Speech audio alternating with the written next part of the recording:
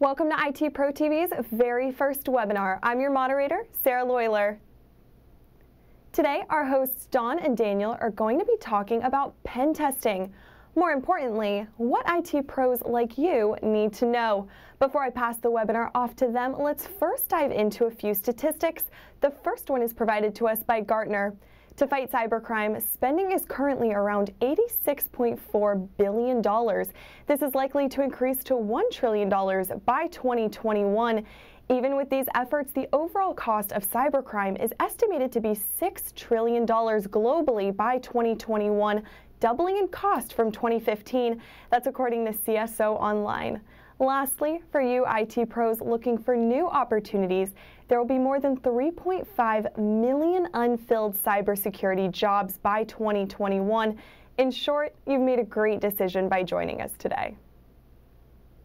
A few housekeeping items.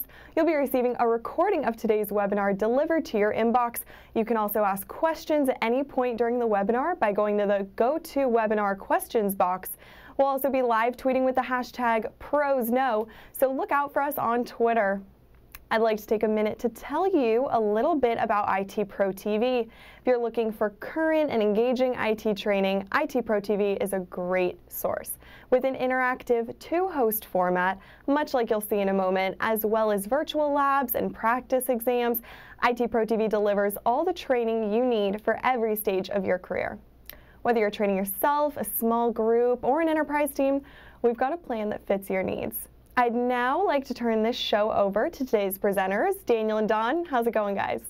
It is going great, Sarah. Thanks for the wonderful intro. And, before we dive in too far and start tackling cybersecurity and pen testing specifically, let's do a little intro on our end for our viewers who aren't familiar with us. I'm here in studio with Daniel Lowrie, who is a colleague of mine that I've worked with quite a bit over the years. And Daniel, why don't you tell the viewers a little bit about yourself? Yeah, not a problem. Obviously, my name is Daniel Lowrie. I've been working in IT for quite some time now, just around 20 years. And 6 of those years, I've actually been a trainer doing training as in live person. And I've worked here with Dawn for about 3.5 years as well.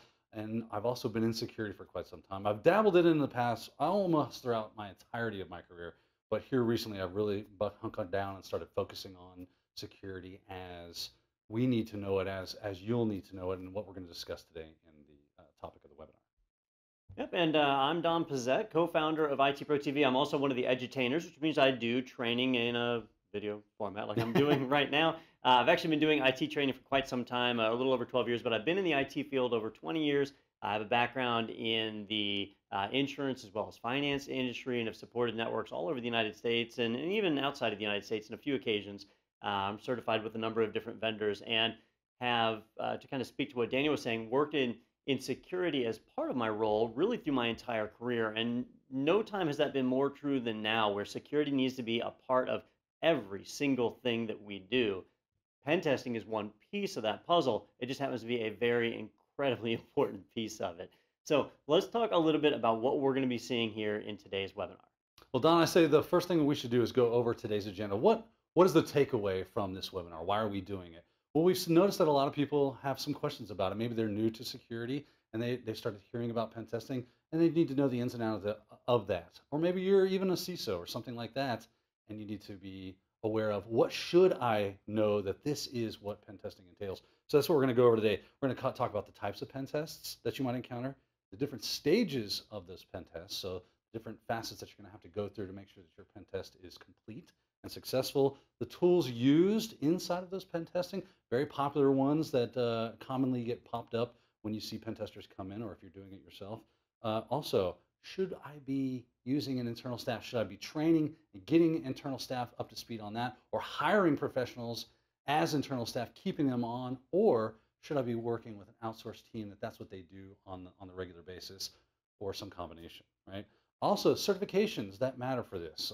If I'm looking to hire people, if I'm looking to outsource, what should I be looking for as my security team as I build that out, as I start fleshing that out? If I'm seeing their resumes and they have certifications on there, which ones are going to pop out in my mind to say, oh, well, they do have some experience in this and they have certifications that let me know that that is the case. So that's very important as well. And then we're just going to take some general Q&A, just any questions that maybe we didn't cover and you guys are burning to know about. We'll do our best to give you the answer to that. All right, thanks for the rundown, Daniel. And before we get too far, let's start off with a little bit of poll. We actually have a lot of people in attendance today. I'm pretty surprised by the turnout. Thank you, everybody, for joining our webinar. But let's do a little poll so I can get a good feel on where everybody's coming from, because different people have different needs, different knowledge levels, and we like to try and cater the webinar to the audience to make sure we're giving you guys the best information possible. So on your screen, you should be seeing a quick poll that comes up with 5 choices to help us understand what your background is and what you're looking to get out of this webinar. So if you wouldn't mind answering that real quick, and I'll just run over the choices here while everybody's kind of shopping. The basic question here is, which best describes you? The first one is, we outsource pen testing. So right now, you're not doing pen testing yourself. You're having outside contractors do it for you, and you want to learn more. Second option, we handle pen testing internally. You've already got your own staff that's doing this and has it in place. The third option is that you do both. And companies are increasingly doing this. It's expensive, but it is a great option to do internal and outsourced pen testing.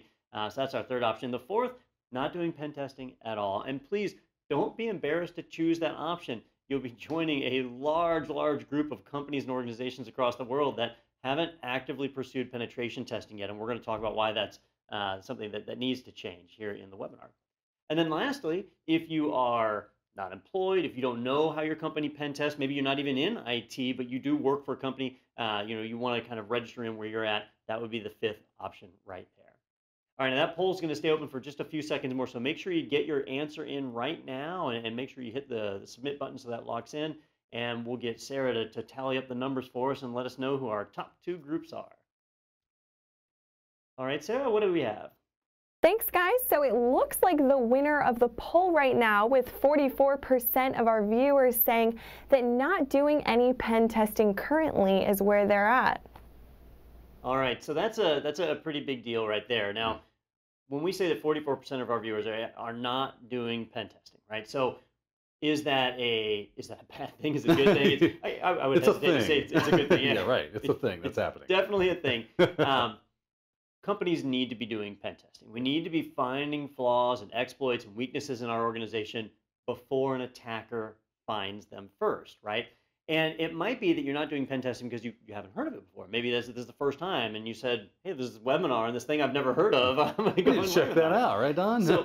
So let's start there. And Daniel, I'm going to turn this over to you because you're good with these. Why don't you tell us a little bit about what is pen testing? Yeah, that's a great question. And basically, a good general definition for that is, think of it as mostly ethical hacking, right? I want to find out the flaws in my machine before some bad actor does. We like to use this terminology: threat actor, bad actor, a bad guy, right? That is intent on finding either you as low-hanging fruit or has targeted you as an organization, right? You want to make sure that they are unable, or you make it as difficult as possible for them to exploit any vulnerability that you may have.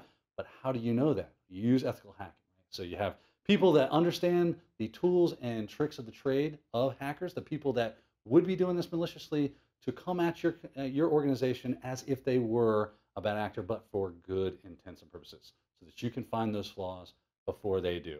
We also have some basic terminology when it comes to pen testing, the types of pen tests that you'll run into, external or internal. We already kind of covered that a little bit, but basically it boils down to internal testing. You have a team of security people, and they are tasked with penetration testing inside of your organization.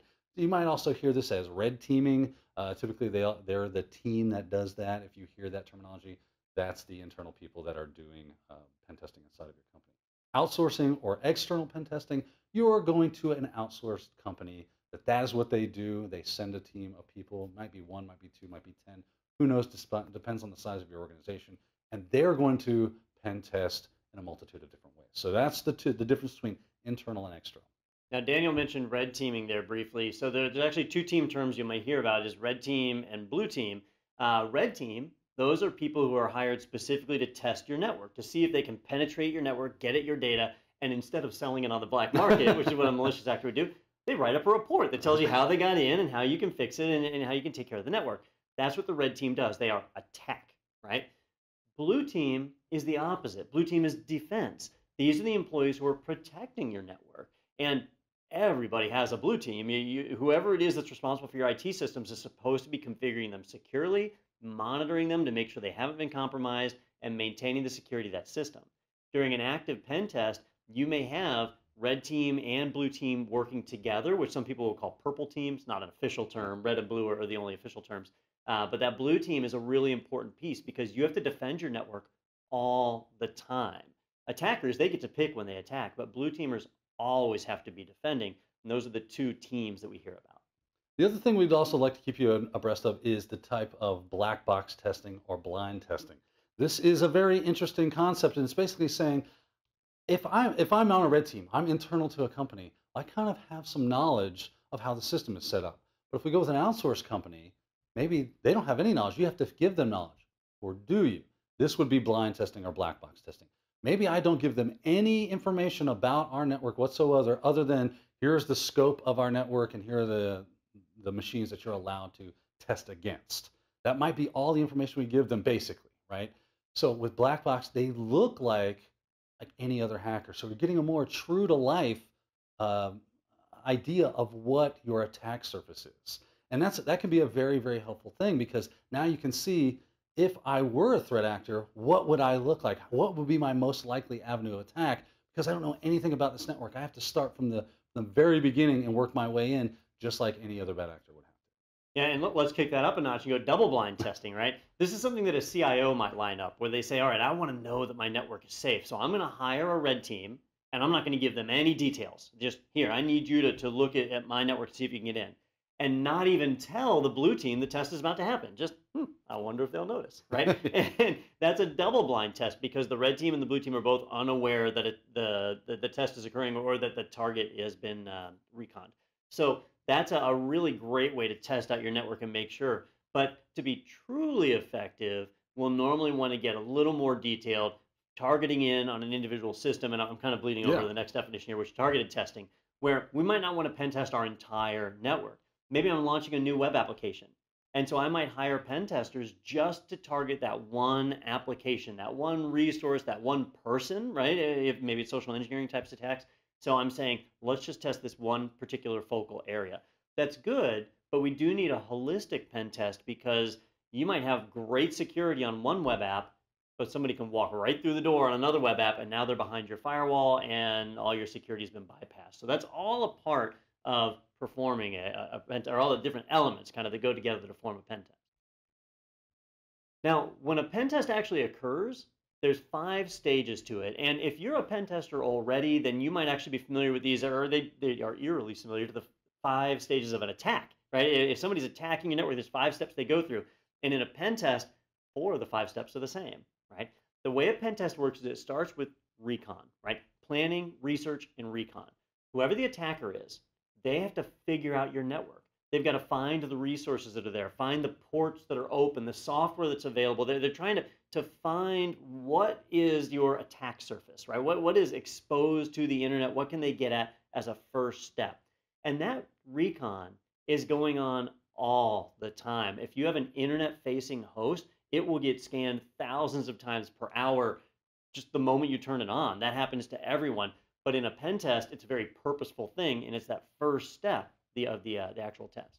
And the second step will be scanning. Once you've actually identified your targets, you see some good fruit that might yield something to you, well, now you want to start scanning it, looking for actual vulnerabilities. So just because a port's open doesn't mean it's vulnerable. How do I know? If I do have a web server running, is it vulnerable? I don't know. That's where I kick off my scanners. You have all sorts of different scanners that you're going to employ during your penetration test. You have vulnerability scanners, web application scanners, privilege escalation scanners. Once you get access, all sorts of other scanners start coming into play. Scanning is a continual part of your penetration test for a very large part of it. But ultimately, that scanning is going to reveal a lot of what's good and what's not. And you're going to start to be able, through those scans, prioritize where you're going to start, what's going to be the easiest way to get in, try those first, because obviously it doesn't make sense to go, yes, I know I could get in that way, but that privilege escalation, that takes me a lot of C programming to work out, that's where I'm going to start. Now, you don't want to do that. So scanning does help you build that list of prioritization, where you're going to begin, and then work your way through the systems as you gain access. Yep, and if we're running through the process, now we've scanned, and maybe we found a web server when we were in the recon phase. And then we go into scanning and we realize it's not just any old web server, it's running Apache 2.2.1. Now I know exactly what web server it is. Now I can try and gain access, right? Gaining access is the next step. just because I found the web server doesn't mean it's automatically weak. Is there some kind of vulnerability I can take advantage of that I can turn into an exploit? Is there an existing exploit that I can leverage? Maybe Heartbleed or any of the number of other well-known exploits that are out there. Maybe I can leverage and apply that. So a pen tester is going to try and gain access. Can they use these tools that are at the ready disposal of every attacker out there on the internet? Can this pen tester use it to ethically gain access to the system and prove that that system is exploitable and able to be taken advantage of? And interesting is the next step, which is maintaining access. And the interesting thing about it is that you kind of flop roles. If your red team found the way in and they gain access, well, now what is blue team doing? It's looking for a way to stop them. And red team is having to secure that system to maintain the access. They want to keep access because if they can, then a threat actor could also do the very same thing. So maintaining access is going to be the next step. What am I going to do? I'm going to create a user account for me that's hidden, ways, backdoors in, maybe install some software, some C2 stuff, things like that, malware, reverse tunnels, all sorts of different things that will help maintain, because just because I got in through maybe a vulnerability in your web application this week, maybe your security team is doing a very good job and they patch, and next week I can't use that anymore. How can I continue to get back into the system? So I'm going to constantly be looking for ways to keep that access even if my main point of entry has been cut off to me. Yeah, and the last stage is the one that's truly different, right? So an attacker and a pen tester are doing the same thing all the way up to this last step. In the last step, an attacker, this is where they begin exfiltrating your data, stealing your data, right? Your customer database, your credit card information, or they would be using your servers to stage denial of service attacks, or they'd be using your servers to attack your other internal machines. Like that's what a malicious person would do. But what a pen tester does is once they're in, they've gained access, they're maintaining access, now they do analysis and reporting. They document what they found. Here's how I got in. Here's how I was able to maintain access. Here's how I was not discovered by your blue team. And they write it up in an excellent report that's called the findings. And you're then able to take those findings and secure your network, close those holes. And you're closing them knowing that your customer data wasn't compromised, that you're not going to have to send out an email to 100,000 customers saying, sorry, your data was breached. Here's your free credit reporting. Right? Yeah. No pun intended, right? I think I've got free credit reporting with 10 companies now. Forever. Yeah. Forever. And not little companies either. We were talking about like Adobe and Yahoo and so on. Big organizations. So it's way better for us to find these ahead of time than have an attacker find them for us. All right, now Daniel, you mentioned that there's a number of different tools available. You were specifically talking about scanners, but there's actually way more tools than just that an average pen tester is going to make use of. That's right. You're going to have a whole toolbox at your disposal of things that you're going to need to know about. And we wanted to gather some of the more common ones that you'll see throughout the pen testing universe so that if you hear them, you're familiar with them. You have an idea of what they're talking about. And we're going to start off with Kali Linux. Kali Linux isn't specifically a tool per se. Don and I were kind of talking about this. I said Netcat is known as the Swiss Army knife of networking. So I can't use Swiss Army knife. So I thought maybe a Leatherman. Kali's like a Leatherman. He said, nah, it's more like the toolbox. It's got all the tools built into it. And he's very much right.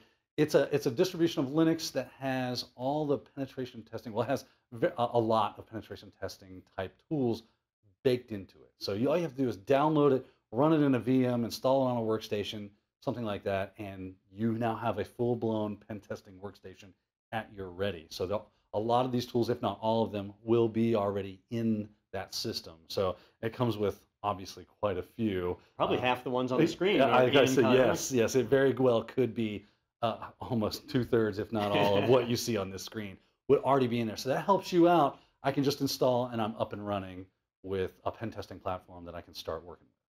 Now that takes us into some of the few that are top. I'm just going to mention some of them. Burp Suite is very, very popular. It's probably one of the most popular pieces of software. You're going to want to know it. It is a web application vulnerability platform. So what it does is it gives you a proxying service, so I can run all my data through it and see it in real time.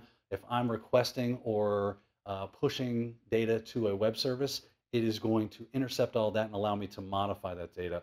It also does scanning as well, does decryption. It is a really good all-in-one tool for doing web application testing. Fantastic. I thoroughly enjoy using it because it's so easy and the proliferation of it out there in the pen testing world, so you want to get familiar with that. Some others, Metasploit is a pen testing framework. It has a lot of built-in exploits. So you don't have to try to track them down. It will actually do it for you. You just say, here's the module I need, load that up. Here's the system that I have found. You can even do your scanning with it as well. It's very, very powerful software. Yeah, and a lot of the tools definitely overlap. Metasploit, which does have a paid version that you can use to gain full access to the utilities. OpenVAS is kind of designed to be an open source equivalent to that, and some of these tools do duplicate each other. Attack Proxy, a lot of what it does can be performed by Burp Suite. Some are very, very purpose focused though, like John the Ripper specifically, password vulnerability, brute forcing, and so on. The point here is that there's a ton of tools available. And oftentimes there's 5 or 6 tools that all do the same thing, and it's a matter of your own preference to pick it. When you learn to be a pen tester yourself, you've got to find the right tools for the trade. When you hire in a pen tester or when you contract in a pen tester, they come in with effectively a toolbox, right? It's a virtual toolbox of all these different things they can use. These are the same tools that are available to the attackers that they're using to scan your system. So it makes sense that we use the same basically vehicles of entry as the attackers are using. Now, I mentioned contracting out, so let's talk about that a little bit because this is usually a big bone of contention with people. In the poll at the beginning, we saw where 44% of our viewers of this webinar are not doing pen testing right now.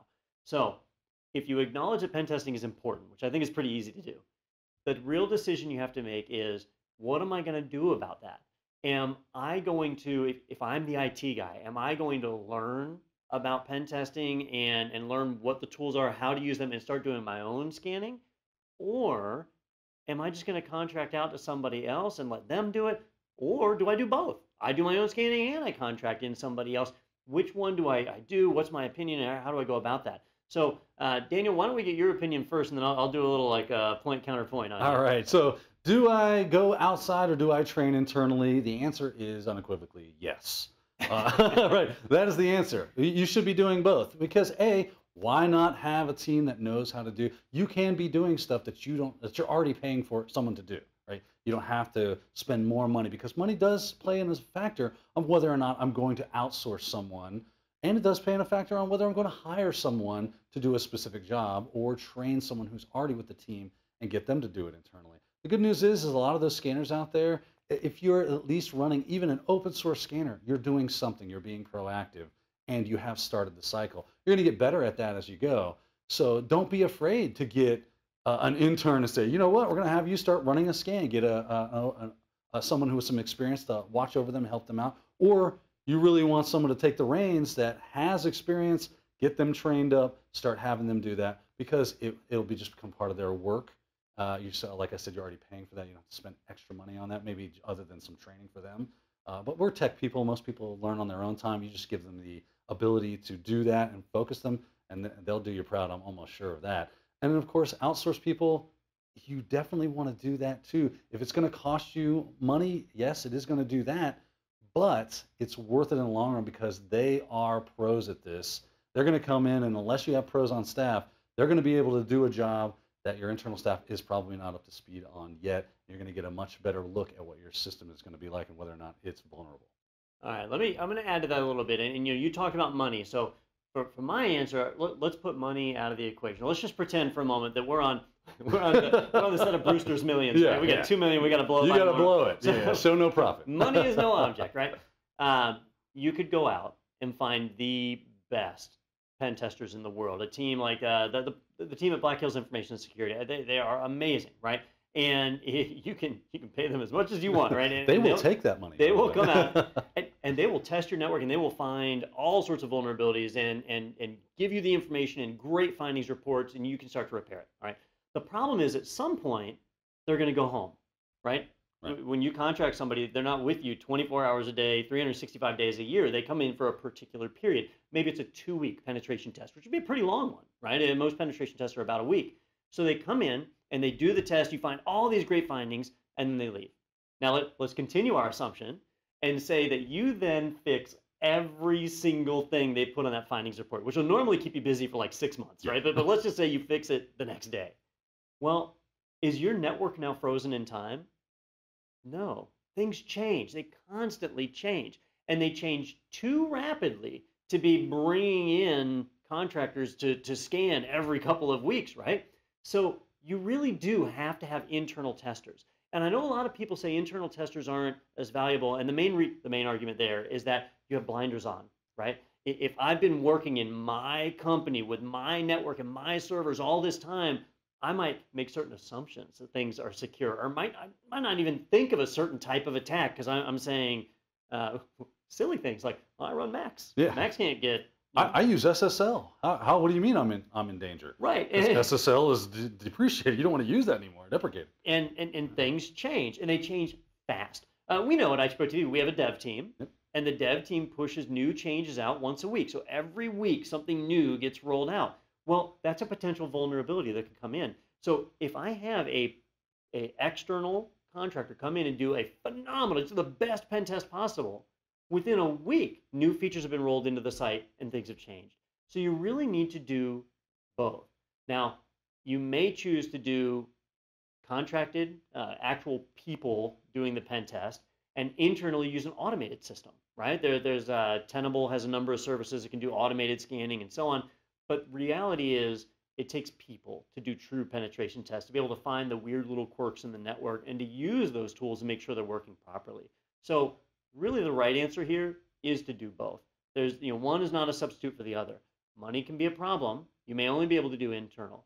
But if you can, you need to be doing external penetration testing with an external contractor at least once a year, preferably every 6 months. If money is no object, every quarter, right? And then internally, you should be continually scanning, continually checking your network and looking for vulnerabilities. And Don, how much would a data breach cost you? It could be that epic. could be big. Yeah. And if you handle medical and financial records, there's regulatory compliance that you've now violated that you're going to have a huge fine over. But even if you didn't have that, the public relations side of it, having to contact all of your customers and saying, whoops, that's not exactly the best foot you want to put forward. So, all right, so let's talk a little bit about how we identify talented penetration testers. And this would be for internal or for contractors, right? A lot of people focus on certification. Even at IT Pro, where we have a lot of IT training, the bulk of which is certification based. So it's easy to promote certifications and say, all right, if I have a pen tester comes in, they need to be talented. How do I know that they're talented, right? So let's kind of draw some lines here amongst the certifications, identify which ones are the ones we need to be on the watch out for. Now, most operating system and software vendors have recognized that security is a big deal. And so we see security training incorporated in pretty much every certification that's out there. There's very few certifications that don't have at least a small amount of security in them. So as far as general IT is concerned, these are certifications that would apply to any employee in the IT department, maybe developers, maybe sysadmins, maybe just the IT accountant, right? Anybody who's working in the IT department. You're going to have certifications like CompTIA's A+, Net+, Microsoft's MTA, MCSA, MCSE, Cisco with their CCENT for routers and switches. Those guys, they all have security elements in them. And there's even some like CompTIA's Security Plus that is just security, right?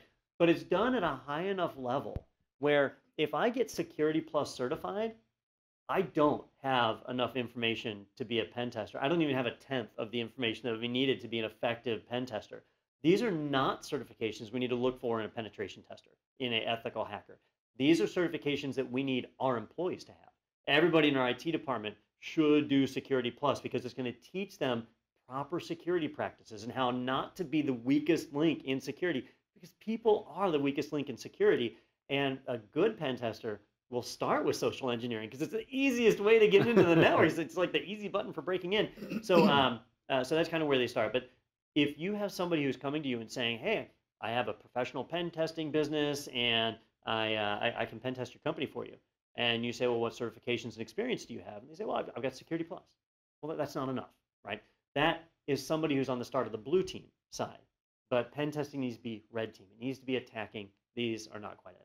Yeah, let's jump into some of those more penetration testing, real security side of things, where if you were looking at a resume and you saw someone that was applying for this type of job, that they would jump off the page for you and go, I do know that, and it does hold some water with me.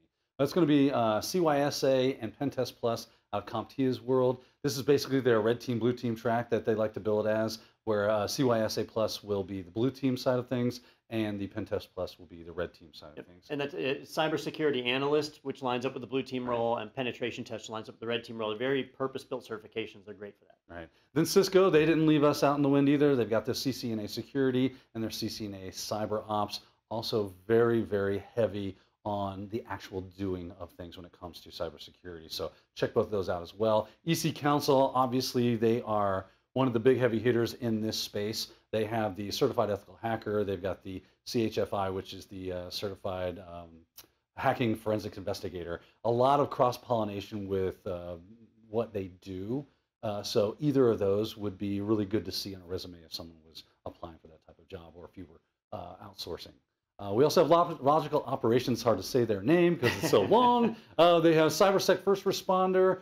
Again, this would be someone that would know what to do if something was happening and you detected that there was an incident happening at that moment in time. They could be someone right on the scene that could cordon off the area and prepare for the investigative team to come in and grab what's going on so they can prosecute or do whatever they need to do.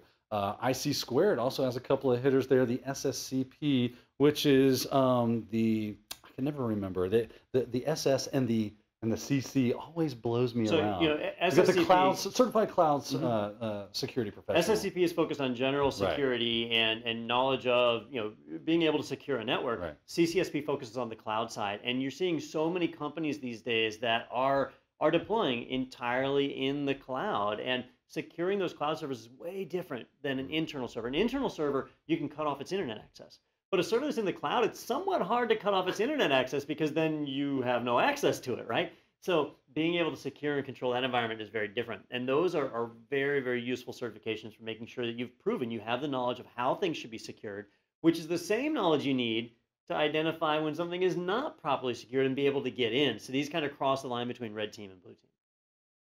All right, the last category that we have is the IT leadership side. And with IT leadership, this is if you're the CIO, the IT director, or you're just looking to get into management, you've got to understand how to put all these pieces together. And there's several great certifications that do that, like CompTIA's CASP, the Certified Advanced Security Practitioner. It's hard to remember these on the spot. There's so many of them. ISC Squared's CISSP, which is probably the most popular of the certifications that are here in this whole list. CEH, Security Plus, CISSP. Those three, everybody knows those. A lot of the other ones are newer and tailored to specific needs. CISSP is a phenomenal certification for anybody in IT leadership. If you're a CISO, a Chief Information Security Officer, or just an information security officer of any sort, CISSP is a great target. It shows that you have 5 years of experience working in IT security, so it really validates your credential from a leadership standpoint. Doesn't mean you can pen test a box or find some great way in, but to be able to make sure that the network is secure, that you're hiring the right people to do the right tasks, that you've shored up your environment, that's what that role does. And the last one is ISACA's CISM, which ISACA, they're known for a number of certifications that focus around auditing and evaluating networks and making sure that everything is being done the right way. As an IT manager, that's something that you definitely need to do. All right, well, that's a pretty good rundown. I know I'm running low on time on penetration testing and some of the things that we need to know, the certifications that are active in that space. But what I want to do before we wrap is I want to open up the floor to a Q&A. And I know Sarah has been watching the chat room, has been fairly active as far as people submitting questions in. So Sarah, let's jump to our first question. Thanks, guys. Let's go ahead and take a look at our first question from Jim in Nashville, Tennessee, who says, what penetration testing tools are free? All right, well, surprisingly, a lot of the tools that Daniel mentioned are free, and the Kali Linux being the first example, I mean, totally free. That's you go right. to their website, you download it. And it has Burp Suite built in. Burp Suite has a community edition. Nessus has a community edition. OpenVAS is free as well. The list is long and luxurious, my friend. There is so many. You'd really have to get specific with saying what type of web application penetration or testing tools are for free. What kind of scanners are for free? You'd have to narrow that down because otherwise this webinar is going to go long. Well, and some of them, like Metasploit, so there's the free version of Metasploit, but if you pay for an annual subscription, you get access to their threat feed and their latest exploits, and it's able to do better scanning. So you can learn using the free one And then when you want to become a professional, you do the pay one, or internally you scan with the free one, and then the contractors come in with the paid one. And a lot of times as well is if you find a product that is a pay-for product, there's almost always a open source version. Maybe not from that company, but from someone else that said, you know what, I want that. I want it to be available to just about anybody as well. So they developed their own, the SET, I can't think of the name of it right now. It's eluding my mind. Where you do, where I talk to you and I make you think things. Excellent. Yeah, this is how I read your mind. What's the word? I can't think of the word. You just said it a minute ago. Social engineering toolkit. Oh, That's yes. It. Social engineering toolkit. Well, there we go. It's basically there's another version of that that you can pay for. Yeah. But it does a fantastic job. Made by Dave Kennedy. It's great stuff. And there's ones like John the Ripper where you can pay for it and you get the pre-compiled packages, or you can download the source code and build it from source, and it's free. So it's just different forms of the same tool. All right. So Sarah, what's next? Alrighty. Hannah from Dallas, Texas wants to know what level of certifications would be sufficient to do penetration testing rather than resorting to an outside company? You know, that's a tough one. I think that if you wanted to say that I have enough knowledge to exclusively do all the pen testing for my environment and I don't need outsiders to help, I don't know that there is a right level for that. That if you look at, let's take the United States Air Force as an example, where they have a cyber warfare division that is made up, actually it's 4 divisions that are 3 are defense, 1 is offense. And so they've got hundreds of airmen who are available to defend the United States Air Force network. And yet they still have a Hack Our Servers page that's they're tied in with HackerOne, I think, where they're recruiting people to constantly pen test their servers across the world because they recognize the value of an outside perspective. So I think that, as far as what certifications do I need to say that I'm a pen tester, you need, in my opinion, at least, and Daniel, you can counterpoint if you want, but at least one certification that shows you have a practical, hands-on, actual knowledge of doing pen testing, which certifications like Pen Test Plus can give you, CEH can give you, other certifications that are like that, or ones that are focused specifically on a tool, but also experience. Showing if you've discovered a few exploits and published them, that's a resume in and of itself. You can say, look, I had this knowledge and then I used it to find this, and here's my write-up, here's the CVEs that I've reported, and that builds your resume as well. But I would still say that it's never perfect, that getting a second set of eyes on something is always worth something. Yeah, Don, I'm gonna have to agree with you on that. It's hard to pin down and say, oh, this is the thing and that makes me a pen tester. It all comes down to your experience, your knowledge level, and yes, certifications can help identify that for a third party, but it's not the all-encompassing thing. Yeah, CEH is nice to see on there because I can say, okay, well, there's some tangibleness to that certification. I kind of know what it does. It's certified ethical hacker. You're doing ethical hacking. So that's a great one to have. Pen Test Plus, it's penetration testing. So there are those very pointed certifications out there, and you just grab the one that you think looks the juiciest to you and go get it, and that will help. But you can't say this is the set of, it would be hard to say, I'm gonna put it that way. It would be really hard to say this is the set you have to have, and that makes me a pen tester. All right, Sarah, any more questions in the hover? Yeah, we've got Kevin from the beautiful Asheville, North Carolina, and he wants to know what's the difference between penetration testing and a security audit? All right, so with penetration testing, somebody is actively trying to break into your servers, right? They're trying to get in, gain access to your systems. With a security audit, that's not necessarily happening. A security audit is evaluating a lot of other things, whether proper procedures are being followed, whether you even have a security policy in place. So for example, disaster recovery, right? If a hurricane were to destroy this building, how would we resume doing business after the hurricane passes, right?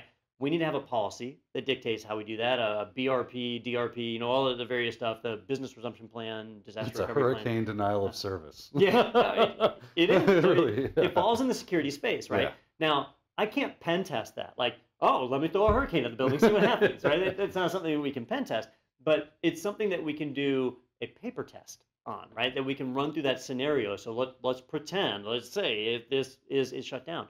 So when it comes to a regular security audit, those are the types of things that are being looked at. Scenario based, whether policies are in place, regulatory compliance. Maybe you have to be HIPAA compliant. So are you meeting the minimum requirements that HIPAA designates that you have to meet? You've got other things like, Well, they might ask, are you doing pen testing? Because that might be a compliance thing. It might be a regulation that says you must be doing penetration testing X amount of times per year at such a yeah, level. PCI compliance, Yeah. payment card industry. If you take credit cards, then you're held to PCI compliance, and there's a clause in there that says, are you actively searching for vulnerabilities on your network? And that's all stuff that a security audit will turn up. Now, a pen test could be part of a security audit, but it usually isn't. They are usually two separate things. All right, let's move on to our next question. Alrighty, thanks guys. Kevin from Des Moines, Iowa wants to know if he outsources pen testing, how often does he need to do it? Once a year? Sure. That one is going to depend a lot on how rapidly your environment changes. Now, I said earlier in the presentation that I think you should do it at least annually, but ideally, if money is no object, once a quarter. But if your product is changing, if your website is changing very rapidly, you may need to go more frequent. But a lot of networks are fairly stable. You know, they follow one design, it's in place, it doesn't change that drastically. And so you may find that every 6 months is enough to do that scan. You know, the systems that I'm responsible for are scanned every quarter, every 3 months. I find that's a good interval for us. And then we do routine scanning every single day, really, to make sure that the systems are good. But it's going to be up to your risk tolerance is kind of what that boils down to. Daniel, what's been your experience? I would also say everything you just said absolutely is right. Also, if you perform a pen test, say like, okay, we're going to start doing pen testing. I do a penetration test. You find issues, which you probably will because you've never done it before. Now I have to give my blue team time to fix that. And then how do I know whether or not they secured that up? I got to run another pen test. So you might run multiple pen tests back to back and then have a regularly scheduled time. And then every time you find vulnerabilities, you're going to have to run more and more. So just keep that in mind as well. Like Don said, I like to say you never step in the same river twice, right? The water has changed. It has moved along. Things are changing. Everything's different. So you need to be doing it as constantly as possible because that's what's going to give you the best view advantage of your actual attack surface. And the better you have that viewpoint, the better you are going to be able to secure your systems. Yep, I know we're getting low on time, but do we have time for any more questions, Sarah? Yeah, Don, we have one more question, and it's from Thomas. He wants to know, how does one practice penetration testing without getting a knock on your door? That's the best question today. That's a really good question. And a lot of people don't realize You let me know if you find out. if you just try and pen test, let's say, you know what, I'm going to pen test Amazon.com. That's right. They need my help, Don. You can do it. You'll get a knock on the door. Eventually, the authorities are going to come after you. You can't just pen test somebody's systems without their permission. You can pen test your own systems. They're yours. Those right? are called threat actors, Don. They are. 'Cause they don't know whether you're being an ethical attacker or a malicious attacker. They can't tell the difference. And if they haven't given you permission to do it, then you're not. You don't have permission. You're doing something illegal, right? So you need to secure permission. Now, some organizations, I mentioned the U.S. Air Force, right? They actually have a web page that says hack our servers, and they give you specific hosts that you're allowed to target. And it says, you know, if you want to scan these, you can, and that's fine. The problem is, if you're just learning, how do you find all these people, right? And Daniel, you've done some work with a company that helps you find that, right? Do you want to talk about HackerOne? Yeah, HackerOne is awesome. So what we're talking about is what's called bug bountying. So companies say, you know what, we're very large. Uber does this, Amazon does this, the DoD does this. They're a very large organization. Even if they were to spend money on getting outsiders to come in and do a penetration test, it would take them forever to scope the entire system.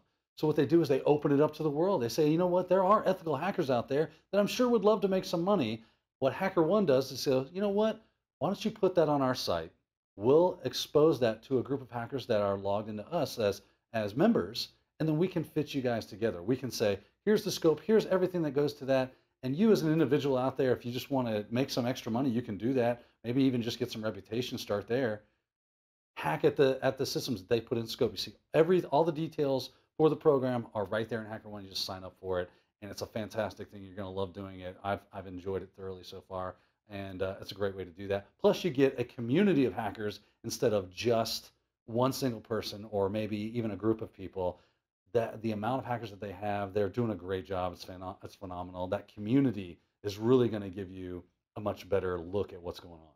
Yeah, and they also do job recruiting in there. A lot of companies will actually hire hackers from that community. So what we've seen people do is they come to training organizations like us at ITProTV, and they learn how to use the tools, they learn the trade, and then they go and practice through a service like HackerOne, where you can actually get paid to practice, to learn, right? In a safe, legal environment where the police aren't going to come to your door. And then you're building a resume at the same time. Remember I said, have that resume, say like, here's stuff that I've discovered. And now you build that up and you become somebody who's not just some kid out of high school who says they're a pen tester. You're somebody who's actually got a record, not the bad kind of record, Yes. a good record of actually testing systems. Now, Don, there's also a few other free resources that you can avail yourself of. One is VulnHub. They have ISOs that are basically like boot to root or capture the flag types of environments, where you just load them up in your virtual environment and you are free to attack them. I think OWASP also has one called WebGoat. There's Metasploitable, Multiliday. There's a ton of them out there. Once you get your hit the ground running with these things, you'll start seeing the others that are available as well. VulnHub is a great resource, though. They have tons of them that you can hack on all day long in your own sandbox environment. So I would go that way as well. Absolutely. All right, well, those are really great questions. I know we're kind of running out of time on our end. Before I turn things back over to Sarah, though, I just want to say thank you, everybody, for tuning in and watching. I hope you guys enjoyed it. And my apologies to anybody whose question we didn't get to. We do want to try and answer everything, but we only have so much time. So, Sarah, thanks for fielding all the questions for us. Let me turn the table back over to you. All right, and thank you guys too for all those awesome questions. Before we head on out, we're offering a special promo code as a thank you for joining the webinar. Webinar 30 will get you 30% off any membership. If you'd like to see more about our team features and plans, visit itpro.tv/4teams. And yes, we will honor that 30% discount on a team plan too. For the questions we didn't get to, we'll answer those on Twitter with the hashtag ProsKnow. Thanks for joining us today, and thank you, Daniel and Dawn. See you next time on the ITProTV webinar series. I'm Sarah Loyler.